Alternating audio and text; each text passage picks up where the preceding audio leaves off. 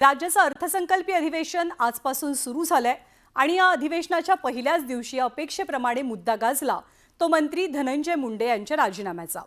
विरोधकांकडून धनंजय मुंडेंच्या राजीनाम्यासाठी वाढता दबाव पाहायला मिळाला आणि अशातच मुंडेंच्या राजीनाम्यासंदर्भात येत्या 2 दिवसात अंतिम निर्णय होणार असल्याची माहिती खात्रीलायक सूत्रांनी दिली आहे। मुंडेंवरती होणारे आरोप आणि आरोपांमुळे होणारी सरकारची बदनामी लक्षात घेता लवकरात लवकर निर्णयाची शक्यता वर्तवली जाते। अर्थसंकल्पीय अधिवेशनात विरोधकांनी धनंजय मुंडे आणि माणिकराव कोकाटे यांच्या राजीनाम्यासाठी आक्रमक पवित्रा घेतला। धनंजय मुंडे यांच्या राजीनाम्याची तर मागील 3 महिन्यांपासून मागणी केली जाते। सरपंच संतोष देशमुख हत्या प्रकरणात वाल्मिक कराड मास्टरमाइंड असल्याचा उल्लेख आरोपपत्रात करण्यात आला। वाल्मिक कराड हा धनंजय मुंडेंचा निकटवर्ती असल्यानं विरोधकांनी नैतिकतेच्या मुद्द्यावरून राजीनाम्याची मागणी केली आहे। मुंडे साहेबांच्या बाबतीत बोलायचं झालं तर नैतिकता कुठेतरी त्यांनी दाखवायला पाहिजे होती। एवढ्या मोठ्या प्रमाणात त्यांच्या विरोधात बोललं जातंय।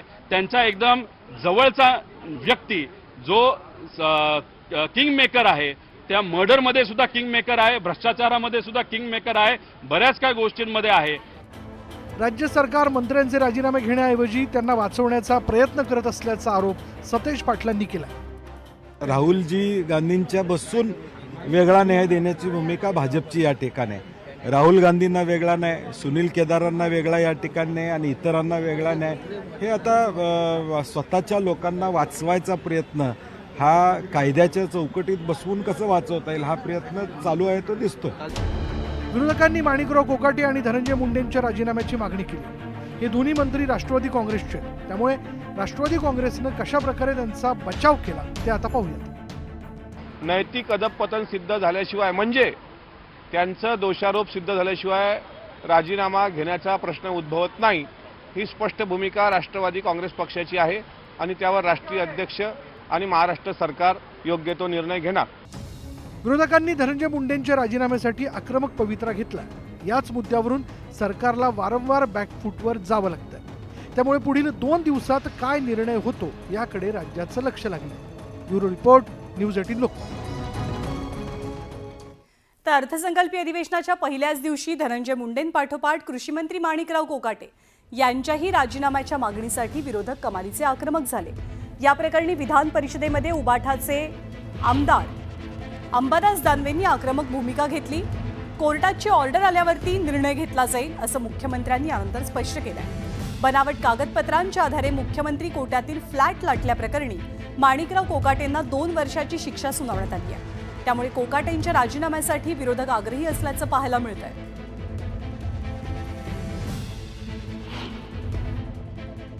एका मंत्र्याला शिक्षा झालेली आहे आणि या शिक्षेला कोणत्याही प्रकारची स्थगिती आतापर्यंत नाही। 2 वर्षाची शिक्षा झालेली आहे, तर सरकारची याच्यात भूमिका काय आहे? सरकारची याच्यात भूमिका काय? जरा सभागृहांनी सरकारने जर द्यायला पाहिजे होता। माननीय विरोधी पक्षनेत्याला मी एवढं सांगू इच्छितो, त्या संदर्भात कोर्टाने सुनावणी पूर्ण केलेली आहे आणि क्लोज फॉर ऑर्डर ठेवलेला आहे। त्यांची ऑर्डर आल्यानंतर त्याच्यावर निर्णय सभागृह किंवा राज्यपाल घेतील। आणि ऐन अधिवेशनाच्या कार्यकाळामध्ये एकनाथ शिंदेंनी कामकाजातनं काहीसं अलिप्त राहण्याचा निर्णय घेतला। एकनाथ शिंदेंकडे असलेल्या 3ही खात्यांबाबतच्या प्रश्नांची उत्तरं आता एकनाथ शिंदे नाही तर त्यांच्याच पक्षातले इतर 3 मंत्री देणार आहेत। त्यामुळे कामकाजापासून दूर राहण्यामागे एकनाथ शिंदेंची नाराजी आहे की त्यांची स्ट्रॅटेजी, अशी चर्चा आता रंगू लागली आहे। कोल्ड वॉर कुठलं काय, कुठं आहे का काय? उन्हाळ्यामध्ये कुठं कोल्ड वॉर असतं? इथे सगळं थंडा फुलफुल आहे आणि काही नाही आमच्यामध्ये। मुख्यमंत्री देवेंद्र फडणवीस आणि उपमुख्यमंत्री एकनाथ शिंदेंचा हा दावा। अधिवेशनाच्या पूर्वसंध्येला पत्रकारांशी बोलताना मुख्यमंत्र्यांनी शिंदे आणि आपल्यात कोल्ड वॉर नसल्याचं सांगत माध्यमांना अशा बातम्या न चालवण्याबद्दल विनंती केली। पण या दाव्यांच्या काही तासात पुन्हा एकदा सगळं काही आलबेल नसल्याचे संकेत देणाऱ्या हालचाली घडल्या। कारण अधिवेशन सुरू होण्याआधीच उपमुख्यमंत्री एकनाथ शिंदेंनी अधिवेशनाच्या कामकाजापासून अलिप्त राहणार असल्याचं कळवलंय। एकनाथ शिंदे यांनी आपल्या 3ही खात्यांसंदर्भातल्या उत्तरांचं दायित्व शिवसेनेच्या मंत्र्यांकडे दिल्याची माहिती सूत्रांनी दिली, ज्यानुसार एकनाथ शिंदेंच्या नगरविकास खात्यासंदर्भातील प्रश्नांची उत्तरं देण्याची जबाबदारी उद्योगमंत्री उदय सामंत यांच्याकडे असणार आहे, तर सार्वजनिक उपक्रम MSRDCच्या संदर्भातील उत्तरांची जबाबदारी शालेय शिक्षण मंत्री दादा भुसे यांच्याकडे सोपवण्यात आल्याचं कळतंय. शिंदेंकडचं तिसरं खातं अर्थात गृहनिर्माण विभागाची जबाबदारी ही पर्यटन मंत्री शंभूराज देसाई यांच्याकडे असणार आहे. एकीकडे सरकारमध्ये तिन्ही पक्षात आणि तिन्ही पक्षाच्या नेत्यांमध्ये एकवाक्यता असल्याचं म्हणायचं आणि दुसरीकडे बैठकांना गैरहजर राहायचं, सोबतचे कार्यक्रम टाळायचे, असं काहीचं मागील काही महिन्यापासून घडतंय. आता शिंदेनी थेट अधिवेशनात उत्तर देणं टाळण्याचा प्रयत्न केला, त्यामुळे पुन्हा एकदा शिंदे आणि फडणवीसांमध्ये कोल्ड वॉरची चर्चा सुरू झाली आहे. आता राज्यमंत्री आहेत, माननीय शिंदे साहेबांनी राज्यमंत्र्यांना ती जबाबदारी दिलेली आहे, पण राज्यमंत्री नवीन आहेत. नवीन राज्यमंत्री असल्यामुळे समजा उत्तर देताना, लक्षवेधीला उत्तर देताना, प्रश्नाला उत्तर देताना, डिमांड्सवर उत्तर देताना समजा राज्यमंत्र्यांना सपोर्टिंग म्हणून कोणीतरी सिनियर मिनिस्टर असावा म्हणून एक सपोर्टिंग सिस्टीम ती आहे. याचा अर्थ असा नाही की माननीय शिंदे साहेब अधिवेशनापासून लांब राहत आहेत. शिंदेंनी आपल्याच खात्यांची उत्तरं देणं टाळण्यामागे त्यांची नाराजी आहे की स्ट्रॅटजी, असा सवाल आहे. कारण सत्ता स्थापनेनंतरचं तसं पाहिलं तर हे पहिलं पूर्णवेळ अधिवेशन आहे. त्यामुळे या अधिवेशनात विरोधक एकनाथ शिंदेंसह त्यांच्या पक्षाला घेरण्याच्या प्रयत्नात आहेत. अशा वेळी थेटपणे विरोधकांच्या निशाण्यावर न येण्यासाठी शिंदेंनी ही स्ट्रॅटजी आखल्याची शक्यता आहे.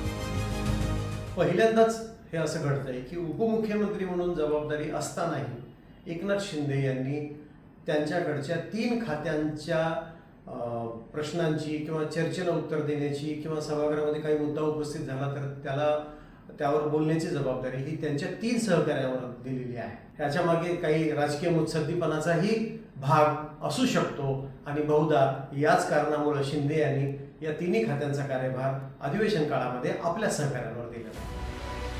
देवेंद्र फडणवीसांसोबत उपमुख्यमंत्री पदाची शपथ घेण्यापासून एकनाथ शिंदे नाराज होते. पुढे अनेक दिवस त्यांच्या चेहऱ्यावर ही नाराजी स्पष्ट दिसत होती. पण ज्या तऱ्हेनं महायुतीत भाजप आणि शिवसेनेत चिमट्यांचं राजकारण सुरू आहे ते पाहता शिंदेंची नाराजी अजूनही कायम असल्याचं दिसतंय.